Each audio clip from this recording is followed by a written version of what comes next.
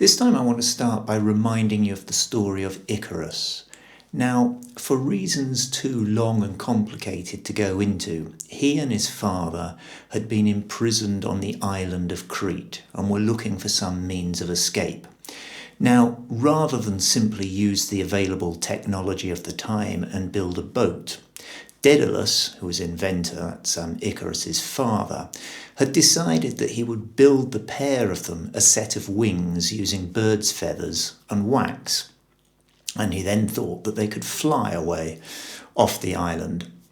Now, before taking off, he warned Icarus that Icarus should not fly too close to the sea because then the feathers would become waterlogged, and he should not fly too high because then the wax holding the feathers to his arms would melt and the feathers would fall off. Now, as we all famously know, Icarus ignored his father's advice, flew too close to the sun, he melted the wax, the feathers fell away, and he dropped to the sea below where he drowned. A tragic tale. Now, we have a name for this kind of tale in English, and it begins with the letter C. C is for cautionary.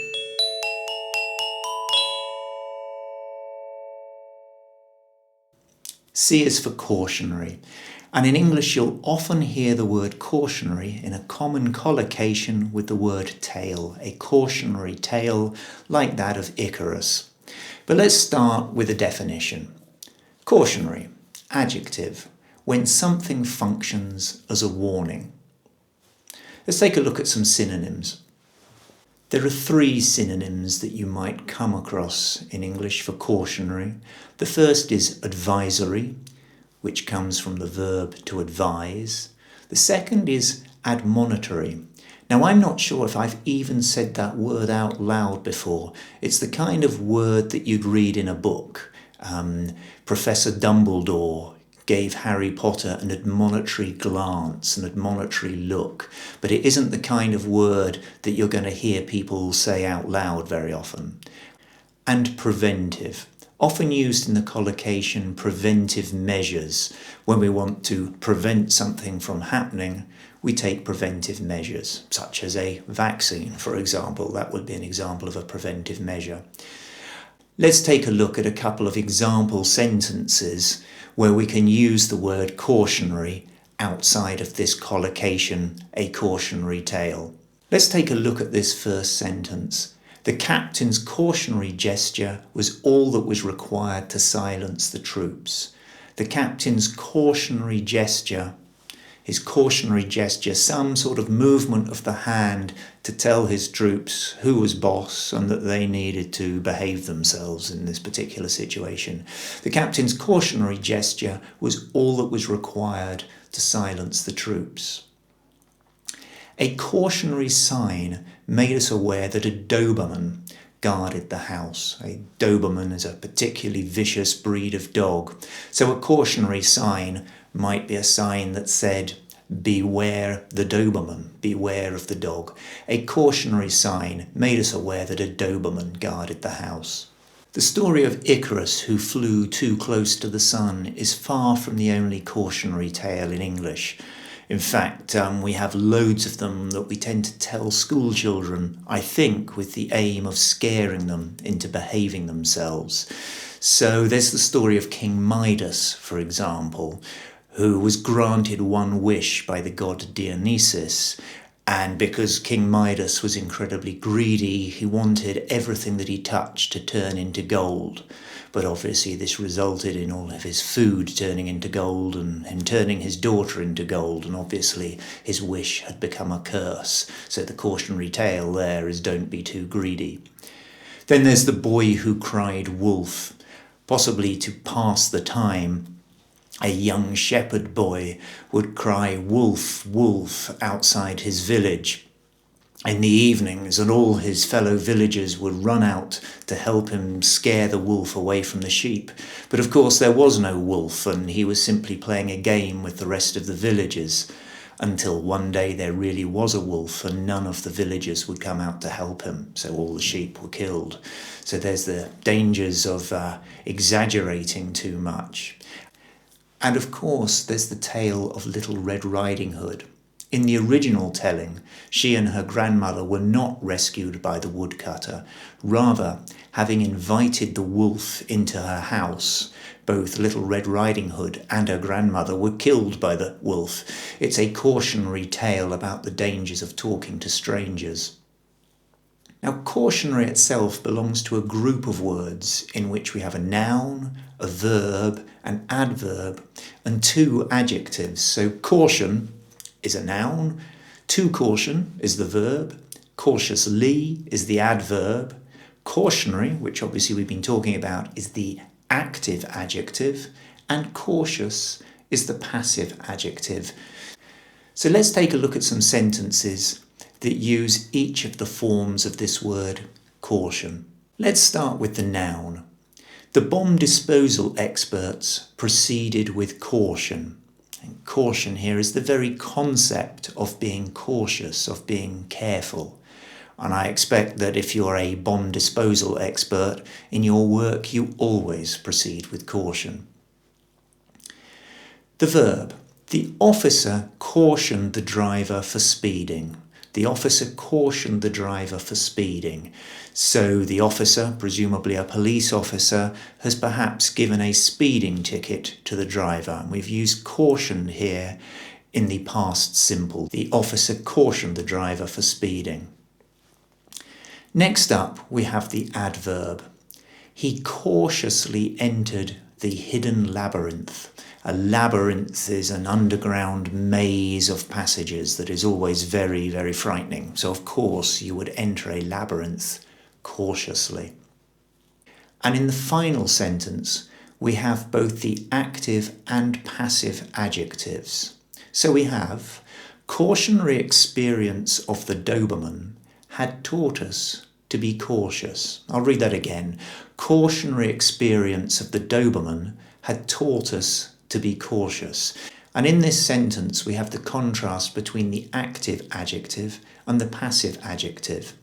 It's possibly easier to see this if we take a look at some adjectives that have been derived from verbs. So here we have a list of verbs: to amuse, to bore, to convince, to depress, and to frighten.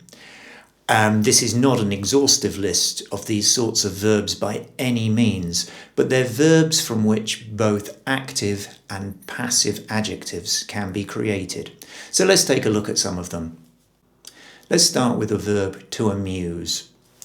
The film was amusing and the audience was amused.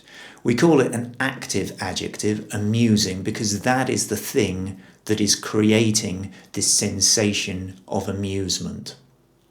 To bore. The talk was really boring. We were really bored.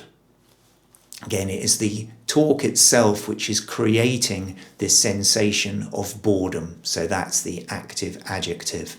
Occasionally, learners of English say of themselves, "I am boring," when they mean, "I am bored." And to say that you are boring means that you are uninteresting. And I'm assuming that's not what they mean to say at all. Let's take a look at to convince. The politician was really convincing. His audience were convinced of his arguments. The active adjective leading to the passive adjective again. To depress. So the situation with COVID is really depressing right now. Many people are depressed by the COVID situation, from active to passive. And lastly, to frighten. The Doberman, there's that vicious dog again. The Doberman was really frightening. The children were frightened of the Doberman.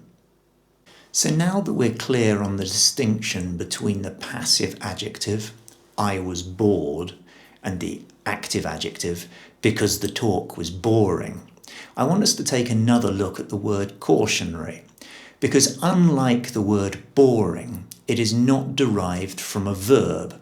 We haven't been saying cautioning, we've been saying cautionary. And one of the ways in which we can create adjectives in English is to add the suffix ary, airy, to nouns. Let's take a look at this list. So in addition to caution, from which we derive cautionary, we have custom and customary, element and elementary, planet and planetary, vision and visionary, fragment and fragmentary, rudiment and rudimentary. So taking a look at custom, for example, we could say it is our custom to give each other gifts at Christmas, and then in the form of an adjective, it is customary to give each other gifts at Christmas. We have element and elementary, element being the simplest form of something, like a metal. Gold, for example, is an element. And from this we derive elementary, which means incredibly simple. It's elementary, my dear Watson, as Sherlock Holmes would say.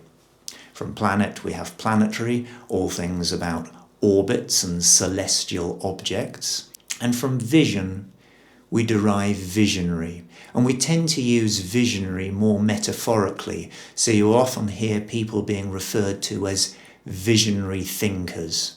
It's often said that Steve Jobs of Apple was a visionary. From fragment, we can derive fragmentary. Now, a fragment is a small piece of something, and we'll often describe something as fragmentary when we don't have the whole account of it. So, for example, we might say we can only piece together a fragmentary account of wars in the Middle Ages because most of the original source material has been lost or destroyed. And finally, we have rudiment, again a basic element of something from which we derive rudimentary. So we talk about the rudimentary building blocks of language, for example, are nouns, verbs, and adjectives. So that was cautionary, an active adjective that was derived from a noun and which is normally heard in the common collocation, a cautionary tale. Again, I think cautionary is one of those words that can tell us lots about other words in the English language. Well, for very obvious reasons, next time it's going to be D. Until then.